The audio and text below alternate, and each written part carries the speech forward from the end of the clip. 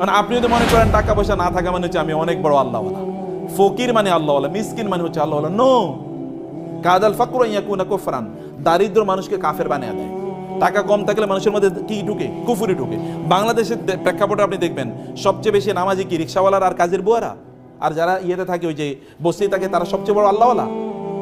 আপনার কথা বুঝেন না মনে হয় আমার, কিন্তু কোনো আওয়াজই তো নেই আপনাদের, ঘটনা কি সব ক্লান্ত হয়ে গেছেন নাকি? তো সবচেয়ে বড় আল্লাহওয়ালা কি এরা? আপনি তাদেরকে মসজিদে কোথাও খুঁজে পাবেন? একজন মসজিদে খুঁজে পাবেন না। দেখবেন এরা মসজিদে না, এরা দিনও বোঝে না, ইসলাম বোঝে না, কিচ্ছু বোঝে না। তার মানে দারিদ্র মানুষকে কাফের বানিয়ে দেয়। দারিদ্রের কারণে সে ইসলাম বুঝতেই পারে না। দারিদ্র থাকলে মানুষ আল্লাহর ইবাদত করতে পারে না। সে কারণে দারিদ্রের সাথে ফাইট করতে হবে আপনাকে। আলী রাদিয়াল্লাহু বলেছেন, দারিদ্র যদি কোনো মানুষের নাম হইতো তাহলে ওই লোকের আমি জবাই করে ফেলতাম। দারিদ্র যদি কোনো মানুষের নাম, তো পভার্টি যদি কোনো মানুষের নাম, তাহলে আমি ওর হত্যা করে ফেলতাম, যে ওর বাঁচে থাকা উচিত না, কারণ ও থাকলেই মানুষ কষ্ট পাবে। অতএব এই কারণে আমি তাকে হত্যা করে ফেলতাম। লাউ কানাল ফাকরু রাজুলান লাকাতালতুহু, যদি দারিদ্র কোনো ব্যক্তির নাম হতো তাহলে ওই লোকের দায়কে আমি হত্যা করে ফেলতাম। কেবল আপনি বলবেন যে মানে আল্লাহওয়ালা হুজুর মানে হচ্ছে কি পিছন দিক থেকে জামাটা মানে জীবনে কোনোদিন আয়রন করেন না, এরকম উঠতে উঠতে একেবারে কোমর পর্যন্ত উঠে গেছে আপনার মাঝে এরকম, অথবা তিনি পান খেতে খেতে এরকম পড়তে পড়তে জামার মধ্যে গিয়ে পানের ছিপি পড়েছে, বা আপনার কি বলে এটাকে রস পড়েছে, এখন এখানে জামাতের রস দেখা যায়। অথবা তিনি ভিক্ষা করবেন যে আল্লাহুম্মা সাল্লি আলা মুহাম্মদ, আমার একটু টাকা পয়সা দেন। আপনারা মনে করছেন যে একজন আল্লাহওয়ালা দিনদার মানুষ ভিক্ষু? দিনদার মানুষ হচ্ছে কি তিনি একেবারে দুনিয়ার মধ্যে তার কোনো মানে দুনিয়ার সাথে কোনো সংস্পর্শ নাই। আমরা মনে করি জোহদ মানে যে লোকটা খুবই আল্লাহওয়ালা, মানে তার দুনিয়ার প্রতি কোনো ভালোবাসা নেই। এ লোক আল্লাহওয়ালা না, কেবল আল্লাহওয়ালা, আল্লাহরই বুঝে নেই, মানে আল্লাহর দিনই বুঝে নেই। আল্লাহ দিন বুঝে মানে হচ্ছে আল্লাহ রাসূল সাল্লাল্লাহু আলাইহি ওয়াসাল্লামের চেয়ে স্মার্ট কে ছিল? স্মার্ট ম্যান মানে স্মার্ট প্রফেট, এর চেয়ে স্মার্ট কেউ ছিল না। রাসূল সাল্লাল্লাহু আলাইহি ওয়াসাল্লাম তিনি সম্পদের কি মালিক ছিলেন না? অবশ্যই ছিলেন সম্পদের মালিক। আপনি খাদিজাতুল কুবরা রাদিয়াল্লাহু তাআলা আনহা, তিনি যখন রাসূল সাল্লাল্লাহু আলাইহি ওয়াসাল্লামকে বিয়ে করেন, খাদিজাতুল কুবরা তো মিলিয়ন অফ তার টাকা ছিল, এই টাকা কই? এগুলো সব তিনি রাসূল সাল্লাল্লাহু আলাইহি ওয়াসাল্লামকে দিয়ে দিয়েছেন। তিনি কি কাজে খরচ করেছেন that is a different issue, কিন্তু তিনি ফকির ছিলেন না, গরিব ছিলেন না, সেটা তিনি ছিলেন না। তার সম্পদ ছিল। জিবরিল এসে বললেন আমি উহুদ পাহাড়কে আপনার জন্য স্বর্ণে রূপান্তরিত করে দিই। তিনি বলছেন না, দরকার নাই, না দরকার নাই। রাসূলুল্লাহ সাল্লাল্লাহু আলাইহি ওয়াসাল্লাম, আপনি মুসলিমদের যদি উম্মার দিকে যদি তাকান, 10 জন যারা আশারে মুবাশশারা মানে জান্নাতের সুসংবাদ প্রাপ্ত সাহাবী 10 জন, এর মধ্যে 9 জনই ছিল ব্যবসায়ী। কয়জন ছিল ব্যবসায়ী? 9 জনই ছিল ব্যবসায়ী।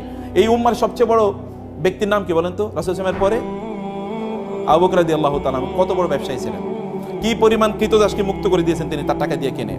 এই উম্মার 2 নম্বর ব্যক্তি হচ্ছেন ওমর রাদিয়াল্লাহু তাআলা, ব্যবসায়ী ছিলেন। এই উম্মার 3য় সবচেয়ে বড় ব্যক্তির নাম কি? ওসমান রাদিয়াল্লাহু তাআলা। সবচেয়ে নামই তো ওসমান গনি, মানে ওসমান ধনী, ওসমান দা রিচ, নামের অর্থ ওসমান দা রিচ। এইরকম মানুষে তিনি তারা ছিলেন। এবং এদের দিন প্রচারের ক্ষেত্রে 3 জন ব্যক্তির অবদান যদি সবচেয়ে বেশি হয়, একজন হচ্ছে খাদিজাতুল কুবরা রাদিয়াল্লাহু তাআলা, কারণ তার সম্পদ সব দিন প্রচারের জন্য কাজে লেগেছে। আরেকজন আবু বকর রাদিয়াল্লাহু তাআলা, দিন প্রচারে তার সম্পদ সবচেয়ে বেশি কাজে লেগেছে। আরেকজন ওসমান রাদিয়াল্লাহু, দিন প্রচারে তার সম্পদ সবচেয়ে বেশি কাজে লেগেছে। আরেকজন ব্যক্তির নাম বলতে হবে, তার নাম হচ্ছে আব্দুর রহমান ইবনে আউফ রাদিয়াল্লাহু তাআলা, সবচেয়ে বড় ধনী মদিনার। মক্কা থেকে গিয়েছেন কিন্তু ব্যবসায়ী, মদিনায় গিয়েছেন কিছুই তার নাই। একজন এর সাথে তার বন্ধুত্ব করে দেওয়া হয়েছে। তিনি তাকে গিয়ে বললেন যে তোমার সাথে আমার বন্ধুত্ব, তো আমার ঘরের অর্ধেক তোমার দিয়ে দিই, এবং আমার যে মানে একটা ফ্যাক্টরি আছে এখান থেকে অর্ধেক দিয়ে দিই, বা আমার একটু এগ্রিকালচারাল ল্যান্ড আছে তোমাকে অর্ধেক দিয়ে দিই, বাকি অর্ধেক আমি চাষাবাদ করবো। বলে না, তোমার ঘরও আমার দরকার নাই, তোমার ল্যান্ডও আমার দরকার, তুমি একটু বাজার আমার দেখা দাও। বাজার কোন দিকে? তারা নিয়ে গেলেন বাজারে। বাজারে যাওয়ার পরে তিনি অন ক্রেডিট জিনিস নিলেন। অন ক্রেডিট মানে ওই যে লোকেরা তো দোকানে বসে তারা বিক্রি করতে, তিনি বলছেন ভাই তোমার জিনিসগুলো আমারে দাও, আমি বেচে তোমার টাকা দিই। কত করে দিতে হবে বলো? বলে এত এত করে। এবার তিনি এগুলো নিয়ে আসলেন, ফেরি করে বেচতেছেন, ওই বাজারে তিনি বিক্রি করছেন। বাজারে ফেরি করে বিক্রি করে উনি এক জায়গায় বসে থাকতো, উনি ফেরি করে বিক্রি করতেছেন। আপনি ওইখানে দোকানে গিয়ে এটা পাওয়ার আগে আপনি ওই রাস্তায় পেয়ে গেছেন, তখন আপনি তার কাছ থেকে গিয়ে নিলেন। নিচে হচ্ছে 10 টাকার জিনিস, বেচতে হচ্ছে 20 টাকা, আর কয় টাকা লাভ হয়েছে তার? 10 টাকা। এই যে পুঁজি তৈরি হয়ে গেল। এরপরে মদিনা তিনি 1 নম্বর ব্যক্তিতে পরিণত, 1 নম্বর ধনী তিনি। অথচ শুরু করছেন কি দিয়ে? জিরো দিয়ে, আইডিয়া তিনি ব্যবসা করেছেন, এবং তিনি জান্নাতের সুসংবাদ প্রাপ্ত সাহাবী। মানে আপনি যদি মনে করেন টাকা পয়সা না থাকা মানে হচ্ছে আমি অনেক বড় আল্লাহওয়ালা, ফকির মানে আল্লাহওয়ালা, মিসকিন মানে হচ্ছে আল্লাহওয়ালা। নো, কাদাল ফাকরু ইয়াকুনা কুফরান, দারিদ্র মানুষকে কাফের বানিয়ে দেয়। টাকা কম থাকলে মানুষের মধ্যে কি ঢুকে? কুফরি ঢুকে। বাংলাদেশের প্রেক্ষাপটে আপনি দেখবেন সবচেয়ে বেশি নামাজি কি রিক্সাওয়ালার আর কাজের বুয়ারা, আর যারা ইয়েতে থাকে ওই যে বস্তি থাকে তারা সবচেয়ে বড় আল্লাহওয়ালা। আপনার কথা বুঝেন না মনে হয় আমার, কিন্তু কোনো আওয়াজই তো নেই আপনাদের, ঘটনা কি সব ক্লান্ত হয়ে গেছেন নাকি? তো সবচেয়ে বড় আল্লাহওয়ালা কি এরা? আপনি তাদেরকে মসজিদে কোথাও খুঁজে পাবেন? একজন মসজিদে খুঁজে পাবেন না। দেখবেন এরা মসজিদে না, এরা দিনও বোঝে না, ইসলাম বোঝে না, কিচ্ছু বোঝে না। তার মানে দারিদ্র মানুষকে কাফের বানিয়ে দেয়। দারিদ্রের কারণে সে ইসলাম বুঝতেই পারে না। দারিদ্র থাকলে মানুষ আল্লাহর ইবাদত করতে পারে না। সে কারণে দারিদ্রের সাথে ফাইট করতে হবে আপনাকে। আলী রাদিয়াল্লাহু বলেছেন, দারিদ্র যদি কোনো মানুষের নাম হইতো তাহলে ওই লোকের আমি জবাই করে ফেলতাম। দারিদ্র যদি কোনো মানুষের নাম হতো, পভার্টি যদি কোনো মানুষের নাম, তাহলে আমি ওর হত্যা করে ফেলতাম, যে ওর বাঁচে থাকা উচিত না, কারণ ও থাকলেই মানুষ কষ্ট পাবে। অথবা এই কারণে আমি তাকে হত্যা করে ফেলতাম। লাউ কানাল ফাকরু রাজুলান লাকাতালতুহু, যদি দারিদ্র কোনো ব্যক্তির নাম হতো তাহলে ওই লোকের দায়কে আমি হত্যা করে ফেলতাম। দারিদ্র এটা ইসলাম কোনোদিন এটাকে সেলিব্রেট করে না, যে ঠিক আছে তুমি দরিদ্র, এবারে তোমার আমি সালাম দেবো। নো, কেন তুমি দরিদ্র হলা? ওমর রাদিয়াল্লাহু তাআলার কাছে কোনো লোক গেলে তিনি তাকে বলতেন, তুমি করো কি? বলে কোনো কাম করি না। বলে যাও আমার কাছ থেকে সরো, যে দুনিয়ার কামও করে না, আখিরাতের কাছে হয়তো অথর্ব স্টুপিড, এই স্টুপিড যেন আমার সামনে না আসে। কাজ করতে হবে। আল্লাহ সুবহানাহু ওয়া তাআলা এই দুনিয়া নিয়ন্ত্রণ করার জন্য আপনাকে পাঠাইছেন, দুনিয়ার মালিক হওয়ার জন্য আপনাকে পাঠিয়েছেন। এখন আপনি দুনিয়ার মালিক হবেন না, আপনি দুনিয়ার স্লেভ হবেন। কেমন করতে হবে? আপনি দুনিয়ার দাস না, দুনিয়ার দাস না, আপনি দুনিয়ার প্রভু, মানে আপনি দুনিয়ার লর্ড, আপনি দুনিয়ার কি মালিক। দুনিয়া আপনি নিয়ন্ত্রণ করবেন, আপনাকে মালিক হিসেবে আল্লাহ তাআলা দুনিয়া পাঠিয়েছেন। তাহলে দুনিয়ার মালিক হওয়ার জন্য করণীয় কি? দুনিয়ার মালিক হওয়ার জন্য করণীয় হচ্ছে আপনাকে টাকা সম্পদ ইনকাম করতে হবে। আমরা চলেন এবার ব্যাংক ডাকাতি করি নাকি? কারণ অনেকে তো ব্যাংক ডাকাতি করে তো টাকা পয়সার মালিক হয়েছে, নাকি করে নাই? আপনাকে সম্পদের মালিক হওয়ার জন্য আপনাকে করতে হবে হলো হালাল উপায়ে আপনাকে সম্পদের মালিক হওয়া লাগবে। আপনি যদি হালাল উপায়ে সম্পদের মালিক হন, তাইলে এটা আপনার ঈমানটাকে বাড়াবে, আপনার দিনদারি বাড়াবে, দিনদারি কমাবে না। তাহলে সম্পদের মালিক আমি কেন হব? একটা প্রশ্ন। আপনি তো সম্পদের মালিক হওয়ার অনেক পথ আছে, আপনি করবেনই, কিন্তু সম্পদের মালিক কেন হবেন? আপনি সম্পদের মালিক হওয়ার আপনার এক নাম্বার কারণ হলো, আপনি সম্পদের মালিক হলে আপনি দিনই কাজ ভালো করে করতে পারবেন, আপনি ইবাদত ভালো করে করতে পারবেন। আপনার জামা কাপড়গুলো সুন্দর, একটু মসজিদে গেলে ভালো লাগবে, গন্ধ গায়ে থেকে গন্ধ বাইর হবে না। সুন্দর একটু জামা পরে আপনি সেন্ট পারফিউম ব্যবহার করে আপনি যাবেন, তাহলে আপনার একটু মনটা ফুরফুরা লাগবে।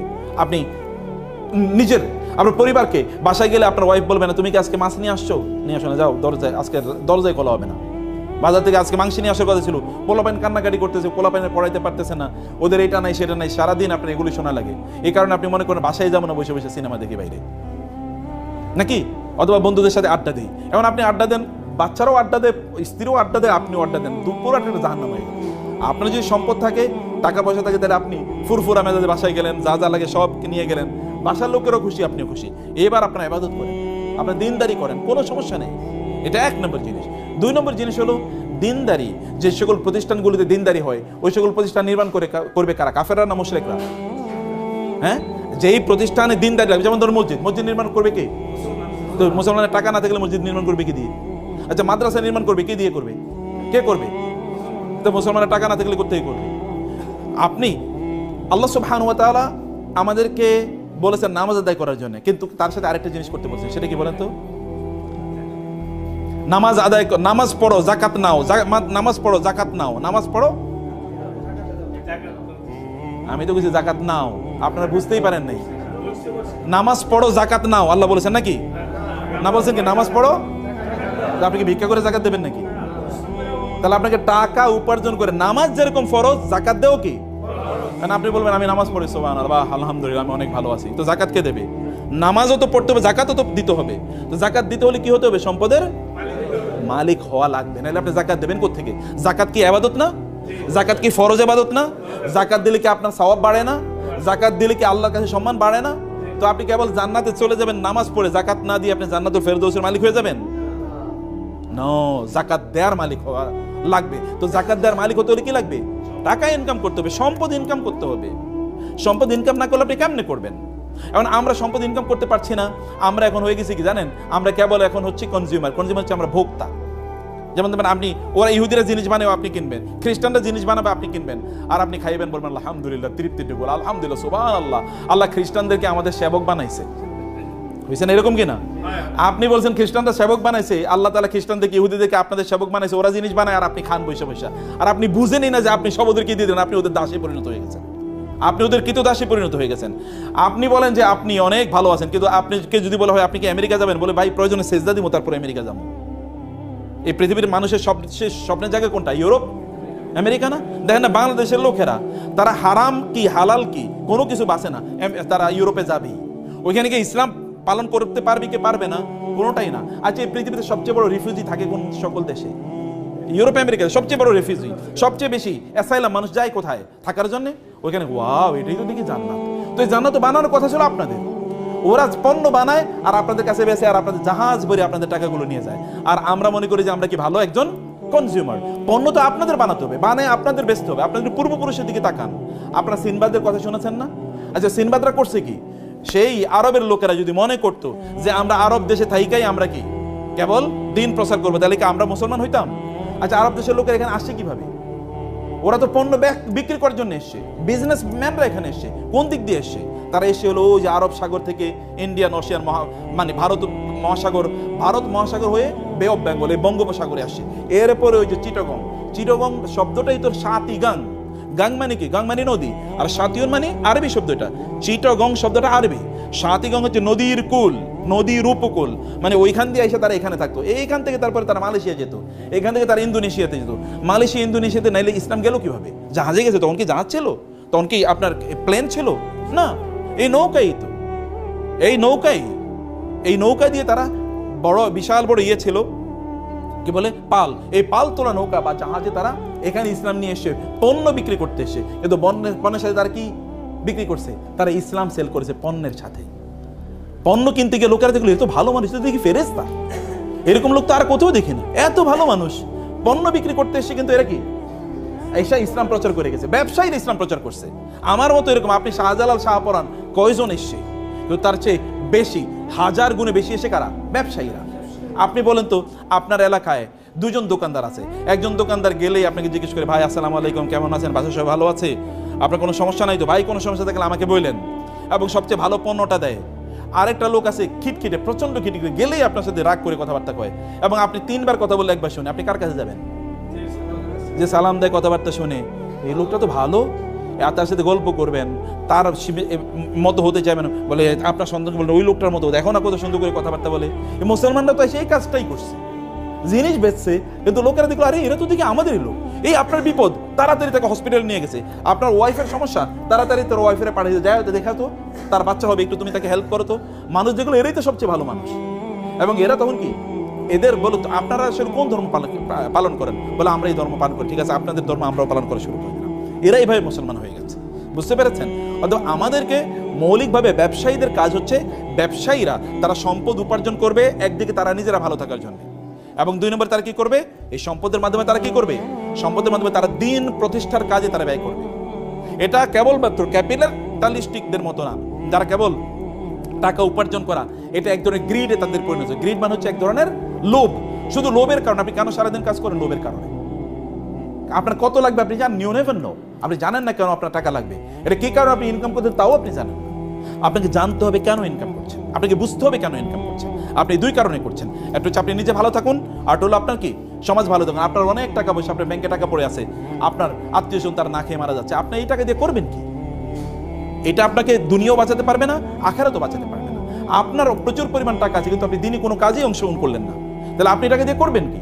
আপনি দেখেন এই পৃথিবীতে কারুন অথবা এরকম, আচ্ছা গত 100 বছর আগে বাংলাদেশের সবচেয়ে ধনী মানুষ কারা ছিল? 10 জনের নাম বলতে পারবেন কেউ? 1 জনের নাম বলতে পারবেন না। কিন্তু 100 বছর না, 500 বছর আগে এই পৃথিবীতে সবচেয়ে বড় আলেম কারা ছিল? তাদের নাম কি আমরা জানি কিনা? সবার নাম জানি। ইমাম আবু হানিফা নাম জানি, ইমাম শাফির নাম জানি, ইমাম মালিকের নাম জানি, ইমাম আহমদ বিন হাম্বল, ইমাম বুখারী, এদের প্রত্যেকের নাম জানি। এরা কিন্তু আবার ব্যবসায়ী ছিল। অতএব দেখেন তারা যে কথা, ইমাম আবু হানিফা তো ওই যুগের সবচেয়ে বড় ব্যবসায়ী। আপনি কিন্তু তার ব্যবসার কথা জানেন না, কিন্তু জানেন কি? তার দিন এর কথা জানেন, জ্ঞান অর্জন করেছেন, মানুষের কাজ করেছেন। আপনি এরকম কেন হবেন না?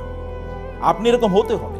আপনি অলস থাকবেন না, আপনার প্রত্যেকটা সেকেন্ড ম্যাটার করে, প্রত্যেকটা মুহূর্ত আপনি দৌড়ান। লাফি আমালি দুনিয়া ওয়ালাফি আমালির আখিরা, এটা হবেন না। হয় দুনিয়ার কাজ করেন অথবা আখিরাতের কাজ করেন, দুটো করবেন। দুনিয়ার কাজও করবেন, আখিরাতের কাজও করবেন না, অথবা কেবল দুনিয়া করবেন আখিরাত করবেন না, অথবা কেবল আখিরাত করবেন আর দুনিয়া করবেন না। এটা না, ইসলাম বৈরাগীর ধর্ম না। ইসলাম বৈরাগীর ধর্ম না যে আপনার তবলা নিয়ে ঘুরবেন আর গান গাইবেন, আর হিন্দুদের মতো করে, ওদের ওই যে ইয়েদের মতো করে, অথবা বৌদ্ধদের ভিক্ষুদের অথবা খ্রিস্টানদের ফাদারদের মতো করে বিয়ে শাদী নাই, টাকা পয়সা ইনকাম করা যাবে না, এগুলো না। নো, আপনি সব কিছু করবেন ওমর রাদিয়াল্লাহু তাআলার মতো। আপনি আধা পৃথিবীর, অর্ধ পৃথিবীর শাসক। কিসের ডোনাল্ড ট্রাম্প, আর কিসের আপনার ওই যে বাইডেন, অথবা কিসের বারাক ওবামা, কিসের বিল ক্লিন্টন। ওইরকম 1 কোটি বিল ক্লিন্টন আনলে একটা ওমরের পায়ের কাছেও কি একটা নখের সমান না, এত ক্ষমতা ওমর রাদিয়াল্লাহু তাআলা আনহু। এত পাওয়ারফুল, আলাদা পৃথিবী শাসন করেন, কিন্তু তারপর রাতের বেলা কি নামাজে তাহাজ্জুদের মধ্যে দাঁড়ায় কাঁদেন, আল্লাহ তুমি কি আমাকে ক্ষমা করে দিয়েছো নাকি ক্ষমা করো নাই? এবং বলেন আল্লাহ ফোরাত নদীর তীরে যদি কোনো কুকুর না খেয়ে মারা যায় তাহলে তো আমাকে তুমি জিজ্ঞেস করবা। এবং এই কারণে লোকদেরকে বলেন খবরদার কোনো কুকুরও যেন না খেয়ে না থাকে, কোনো কুকুরের খাবারও যেন এরকম না হয় তাকে প্রোভাইড করা না, তা অবশ্য প্রোভাইড করতে হবে, তা নিশ্চিত করতে হবে। রাস্তা মসৃণ করতে হবে, সে ফোরাত নদীর তীর অর্থাৎ ইরাকে 1000 মাইল দূরে, সেখানে রাস্তা যেন মসৃণ হয়। আপনাকে এরকম মানুষে পরিণত হবে। যুদ্ধ করবেন কি দিয়ে? আপনি টাকা দিয়ে তো যুদ্ধ করতে হবে। আপনি ধরেন ইসলাম প্রচার করবেন, এখন আপনি ইসলাম প্রচার করার জন্য আপনি একটা মাহফিল করবেন, টাকা লাগবে না? এবার ভিক্ষা করবেন? আমরা মুসলমানদেরকে একটা ভিক্ষুকের জাতি বানাইছি। মসজিদ বানাবো, একটা রাস্তায় একটা থালা নিয়ে বসে থাকলো, ভাই আল্লাহর রাস্তে কিছু দেন না, মানে মইরা গেলে কি করবেন, এরকম ভিক্ষার জাতি তো আমরা ছিলাম না। আপনি একা এরকম টাকা পয়সার মালিক হন যে আমি মসজিদ টাকা বানিয়ে দেবো, আমি মাদ্রাসা টাকা বানাবো, আমি এরকম 50 জন লোককে আমি পড়াবো, আমি এরকম 10 জন আলেম বানাবো, এরকম টাকা পয়সার মালিক হওয়া লাগবে। তাহলে আপনার দুনিয়ার জন্য ইনকাম হলে আখিরাতের জন্য আপনি গর্ব করে চলতে পারবেন, আপনি মর্যাদার মতো করে চলতে পারবেন। অন্য লোকেরা আপনাদের দেশে থাকবে, যা আমরা বাংলাদেশে গিয়ে থাকবো, কারণ ওইখানকার লোকেরা ভালো, কারণ ওইখানে ব্যবসার প্রফিট আছে। তখন আপনি আমেরিকা গিয়ে পালিয়ে থাকবেন না, অথবা দিল্লিতে বলবেন না যে ওইখানে গিয়ে থাকি, ওইটা আমার বাপদাদার বাড়ি, পালিয়ে ওইখানে চলে যায়, এটা আপনি তখন মনে করবেন। আপনি মনে করেন না আমার বাপদাদার বাড়ি এটা, আমি এখানেই থাকবো, আমি এগুলোকে নিয়ন্ত্রণ করবো। You will have to do it. আপনার নিজকে সম্পদের মালিক হওয়া লাগবে, আপনার নিজকে ব্যবসায়ীতে পরিণত করতে হবে, এবং আপনি সম্পদের মালিক হবেন এই দুটো পারপাসকে সামনে রেখে, এই দুটো পারপাসকে সামনে রেখে। এবং তাইলে আপনি দেখবেন যে আপনি ওয়াইদু লাহুম মাসতাতআতু মিন কুওয়াতি ওয়া বিররিবাতিল খাইলি, আল্লাহ তাআলা রাসূলকে বলেছেন আপনি ওদের বিরুদ্ধে যুদ্ধ করার জন্য ঘোড়ার আস্তাবল তৈরি করুন। এখন ঘোড়ার আস্তাবল কেন তৈরি করে, কি দিয়ে তৈরি করে বলেন? ঘোড়ার আস্তাবল মানে আপনার সবচেয়ে ভালো দামি ঘোড়া এখানে উৎপাদন করা লাগবে। আবার গাড়ির দামি ঘোড়া উৎপাদন করলে ঘোড়ার খাবার দেওয়া লাগবে না? খাবার আপনাকে তার মানে আলাদা কি, এই যে মানে বিভিন্ন প্রাণীর যে খাবার এগুলোকে ফিস্ট না ইয়ে বলে, হ্যাঁ এই যে বিভিন্ন এগুলো আপনার ফিস্টের জন্য আপনাকে আলাদা ফ্যাক্টরি ডেভেলপ করা লাগবে। আবার এগুলো ধরেন রোগ আছে, রোগের চিকিৎসা করার জন্য কি আলাদা এই যে ভেটেরিনারি সিস্টেম আপনাকে ডেভেলপ করা লাগবে। আবার এগুলোকে বিক্রি করার জন্য আলাদা বাজার ব্যবস্থা তৈরি করতে হবে, চেন মার্কেট মানে সাপ্লাই চেন ম্যানেজমেন্ট আপনাকে তৈরি করতে হবে, আপনাকে আলাদা দক্ষ লোক তৈরি করতে হবে। এটা হিউজ ইন্ডাস্ট্রি। আল্লাহ তার রাসূলকে বলছেন মদিনা ইন্ডাস্ট্রি ডেভেলপ করুন, কারণ এটা অ্যাগ্রারিয়ান ইকোনমি, ওখানে কেবল এগ্রিকালচারাল প্রোডাকশন হয়, এগ্রিকালচার তো থাকবে, তার পাশাপাশি ইন্ডাস্ট্রি তৈরি করেন। 1500 বছর আগে আল্লাহ রাসূলকে বলছেন ইন্ডাস্ট্রি তৈরি করেন, আর আমরা 1500 বছর পরে এসে আমরা কোন ইন্ডাস্ট্রি ডেভেলপ করলাম না। আপনি ডেভেলপ করা লাগবে, সমাজের মানুষের জন্য কাজ করতে হলে আপনাকে সম্পদের মালিক হওয়া লাগবে। কিন্তু সম্পদ যেন আপনার অন্তরে না চলে যায়। সম্পদ থাকবে কোথায়? হাতে থাকবে সম্পদ, কিন্তু অন্তরে থাকবে কি আল্লাহ। আল্লাহ থাকবেন অন্তরে, হাতে থাকবে সম্পদ, এর মাধ্যমে গোটা পৃথিবীর মালিক আমরাই হয়ে যাব। আমাদের পূর্বপুরুষরা প্রায় 1200 বছর একচ্ছত্রভাবে গোটা পৃথিবী চালাইছে। আপনাদের বাপদাদারা, ভালো করে শুনেন, আপনাদের বাপদাদা মানে কি? আমাদের পূর্বপুরুষরা। এরা এই ইন্ডিয়ান সাবকন্টিনেন্ট কত বছর চালাইছে মুসলমানরা বলেন তো? কি যে 200 বছর, কি বলেন 800 বছর। এই ইন্ডিয়া মুসলমানদের অধীনে, মোগলদের অধীনে, এটা 800 বছর ছিল, 800। ইউরোপ, এই যে আজকে যে ইউরোপ দেখতে পাচ্ছেন আপনারা, এত ইন্ডাস্ট্রিয়াল ডেভেলপমেন্ট, এই পুরো ইউরোপ তৈরি করছে মুসলমানরা। ইউরোপের লোকেরা আগে বছরে তারা 2-3 দিন গোসল করতো, যেমন শাহবাগীরা বছরে 1-2 বার গোসল করে। অথবা দেখবেন আপনি হিন্দুরা, ওরা মনে করে গোসল কম করা ভালো। বুঝতে পেরেছেন? এটা ইউরোপিয়ানদের, এটা তাদের ইয়ে ছিল যে গোসল কম করলে আল্লাহ ওয়ালা হওয়া যায়। এটা আমি একটু বুদ্ধিজীবী টাইপ। এবং ওরা নারীদেরকে, এখানকার হিন্দুদের মতো ওদের নারীদেরকে ওরা জীবন্ত হত্যা করতো। স্বামী মারা গেছে, এই মহিলারা বাঁচিয়ে রাখার দরকার নাই। এবং রাস্তাঘাট সব অন্ধকারের মধ্যে জীবনযাপন করতো। মুসলমানরা ওইখানে গিয়ে তারা বলছে রাস্তা হবে, রাস্তার মধ্যে কি এই যে নিয়ন লাইট এখন দেখছেন না, এটা মুসলমানরা এখন থেকে 1200 বছর আগে তৈরি করছে। মুসলমানরা এখন ইউরোপের বাড়িঘরগুলো দেখবেন মুসলমানদের, ওই আলহামরা, আপনারা ইন্টারনেট যদি ঘাটতে বুঝেন তাহলে আলহামরা বলে একটা সার্চ দেবেন। আলহামরা এটা স্পেনের প্রাসাদের নাম আলহামরা। এই আলহামরার মতো করে এখন ইংল্যান্ডের সকল বাড়িগুলো আলহামরার মতো, মানে ওইখান থেকে ওরা শিখেছে architecture, building technology, civil engineering, mechanical engineering, এগুলো সব মুসলমানদের অবদান। মেডিকেল সায়েন্স মুসলমানদের, ফুল মেডিকেল সায়েন্সটা মুসলমানরা ডেভেলপ করছে, যাকে ইবনে সিনা বলা হয়, he is father of medical science. এবং এই যে ওষুধ বানানোর ফুল পদ্ধতিটা মুসলমানদের আবিষ্কার, কেমিস্ট্রি পুরোটা মুসলমানদের আবিষ্কার, ফিজিক্স পুরোটা মুসলমানদের, নিউটন এটা তো মুসলমানদের সূত্র চুরি করে জাবের ইবনে আল হাইসামের সূত্র 450 বছর আগে, 450 বছর আগে জাবের ইবনে হাইয়ান এই সূত্র দিয়েছে। ওই সূত্র চুরি করে তারপরে নিউটনের সূত্র বানাইছে। এখন এই কথা তো আমরা বলতে পারি না, কারণ আমরা তো এখন কি, এখন হচ্ছে আমরা দুর্বল। আমরা এই কথা বললে মানুষ বলে এটা পাগল। আমাদের সন্তানরাই তো বিশ্বাস করবে না, আমাদের সন্তানরাই বিশ্বাস করবে না। অথচ পৃথিবীর এখনো মুসলমানদের হাতে প্রায় 70,000 এরকম বিজ্ঞানের বই আছে, যেগুলো যদি এখন অনুবাদ করা যেত তাহলে গোটা পৃথিবী ম্যাচমারে যেত। কিন্তু কে করবে? এখন তো মুসলমানরা কেবল খায় দায় ফুর্তি করো, আপনার টাকা হইলে আপনি ইউরোপে গিয়ে একটা ট্যুর দিয়ে আসবেন যে ওইখানে যাই, তাই না? কারণ ওইখানে গেলেই তো এখনো মুসলমানরা ধরেন 40,000 ফিট উপরে উঠার পরে এরপরে ওই যে আপনার বিমান বালাকে ডাকে বলে লাল পানি আছে, লাল পানি আছে, এই আশপাশে তাকায়, কেউ দেখা যায় পরিচিত কেউ একটু লাল পানি দাও, কারণ বাসায় দেশে খাইতে পারে না, ওইখানে গিয়ে একটু লাল পানি খায়। এই চরিত্র হলো মুসলমানকে দিয়ে কি হবে? আপনাকে চরিত্রবান হওয়া লাগবে, টাকা পয়সার মালিক হন, গোটা পৃথিবী নিয়ন্ত্রণ।